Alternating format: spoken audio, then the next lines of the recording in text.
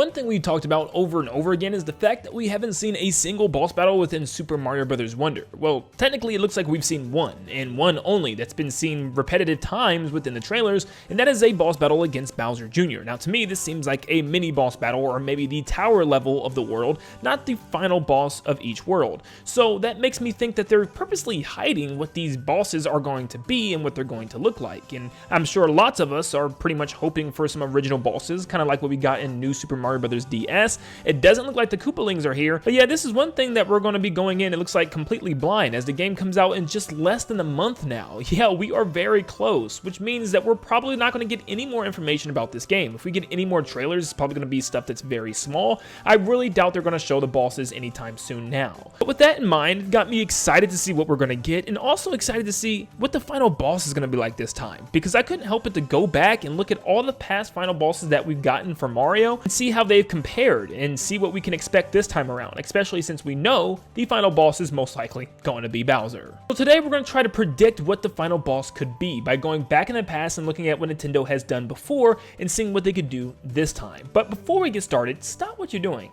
Make sure you leave a like and subscribe to stay up to date on all things Mario Wonder and Mario in general, as a lot of you guys right now are not yet subscribed. It will only take a second. We are trying to raise this bar to 20% of you guys subscribed, and you guys have been doing so awesome lately. So please, if you enjoy the content, it's super simple. Just leave a like and subscribe. But let's dive into these predictions.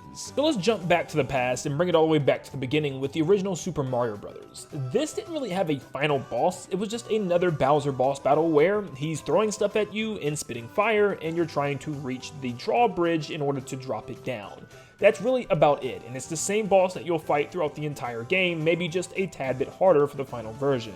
This is actually a final boss that we'll see time and time again, and I will talk about it as we get there, but yeah, this seems to be the basis for 2D Mario, is dropping that drawbridge and dropping Bowser in it. I mean, we've even seen it in some 3D games like Mario 3D Land, so it's something that Nintendo definitely loves because it's classic and they continue to bring it back, even though myself and I feel like a lot of people don't feel like this is final boss material. Super Mario Bros. 2 changed the gameplay of Mario completely, and obviously the boss battles as well, because the final boss utilizes the brand new mechanic in this game as being able to pick things up. You can pick up these vegetables and actually throw them in King Wart's mouth when he opens it up in order to spit these bubbles at you, and you're pretty much just feeding him vegetables to his death, which if anything should heal him and make him stronger, but you know what, it's Mario Bros. 2.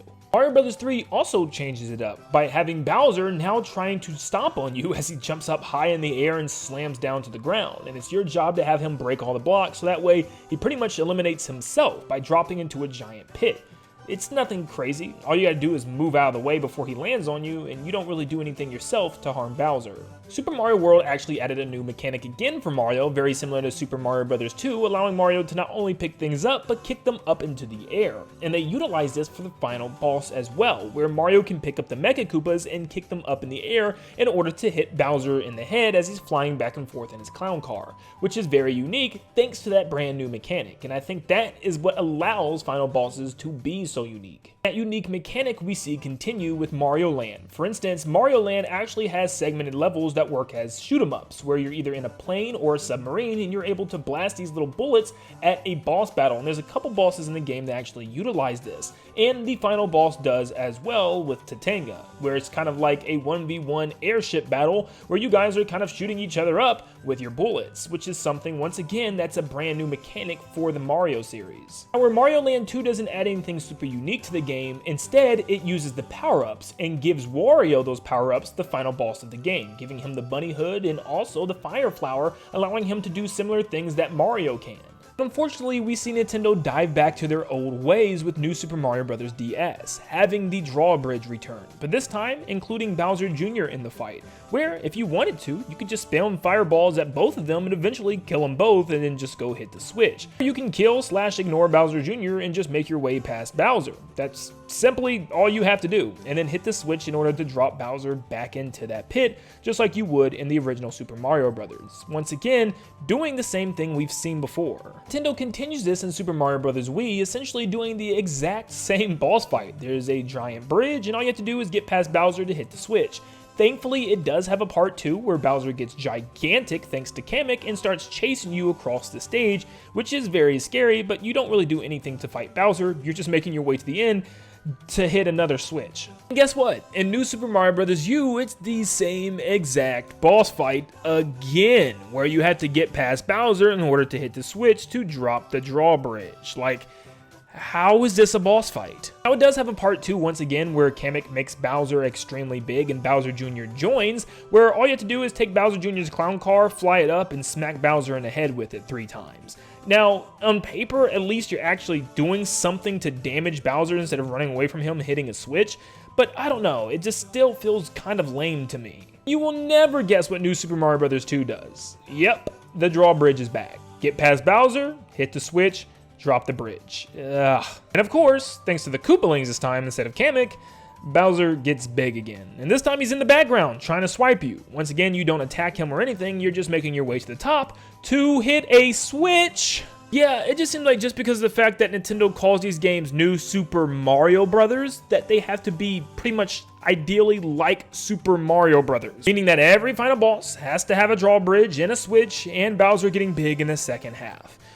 And guess what? Look, it is called Super Mario Brothers, but they did take out the news, so there is, I guess, a chance that they keep some things the same as the original Mario Brothers, but at the same time, they're done with the new series, it looks like. So thankfully, maybe this is a chance for things to change. I mean, look at everything we've seen so far. It looks completely original and unique, unlike anything that we've seen in like the last 12 years from Nintendo's 2D Mario games. So there is definitely a chance that not only the final boss, but the rest of the bosses in this game could be incredibly unique. Not to mention the fact that there is an insane brand new mechanic, yep, the Wonder Flower. With the Wonder Flower mechanic in Mario Wonder, Nintendo is practically able to do pretty much whatever they want. I mean, seriously, it's just up to them. They can make things move, they can make enemies get real tall and big, they can make Mario fuse into different things, like turn into a giant spiked ball or one of the enemies like a Goomba. There's so much Nintendo can do with this, really the sky's the limit. And what makes this so exciting is this can be incorporated into the boss battles as well, as we've seen the boss battle against Bowser Jr. is in a Wonder event, as Bowser Jr. and the player are getting bigger and smaller, vice versa,